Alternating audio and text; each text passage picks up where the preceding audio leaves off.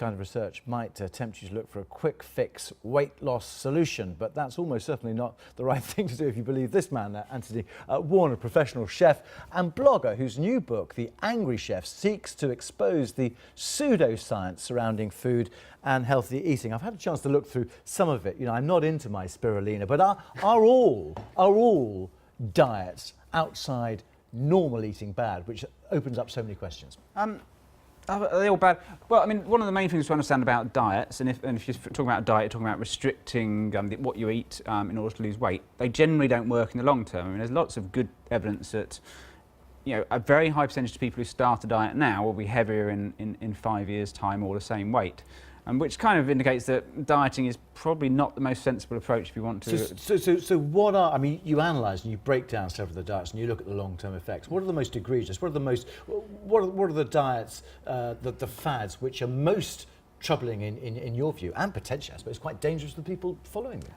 The ones that are most troubling, which are ones that make false health claims, I think. I mean, there's plenty that are associated with either preventing or curing cancer. You know, over the years, been many sort of fad diets like the Alkaline diet, the ketogenic diet, which claim that they have some people will claim have a curative effect on cancer, which obviously targets people who are quite at a vulnerable time. Yeah.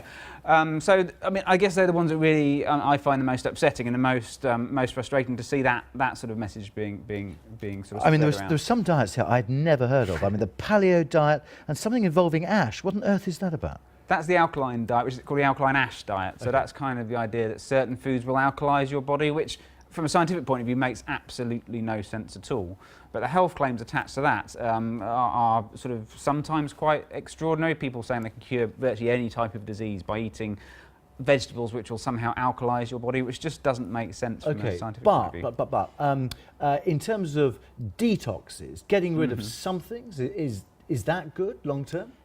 Highly saturated fats, sugar. People say detox. People use that word detox, which presumably means they think they're going to be removing some sort of toxins from their body. But there's no evidence that eating any food removes toxins from your body. You know, you have a liver and kidneys, and they do the toxin removing job for you perfectly well. So anyone saying they can detox with food, that just doesn't make any sort of scientific sense at all.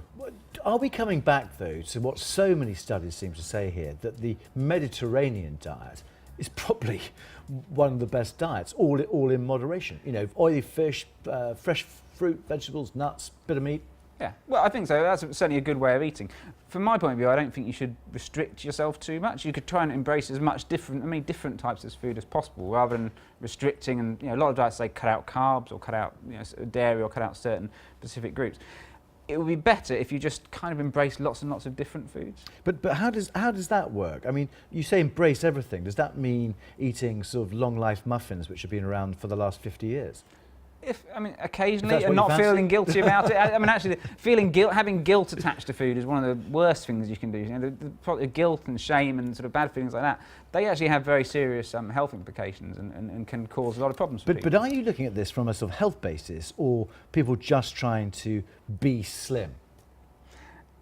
I think that happens a lot. I think people, you know, weight loss is sort of seen as a proxy for health sometimes. That's not always the case. It's not always, you know, you can't judge how healthy someone is by looking at how much they weigh. You have to look at lots of other things about it. I'm not sure if I was just reading in your book, people advocating the use of tongue scrapers. We haven't got time. haven't got time to go into that, thankfully. I mean, what is your diet like? I mean, do you have a big breakfast? That's always meant to be the best meal of the day.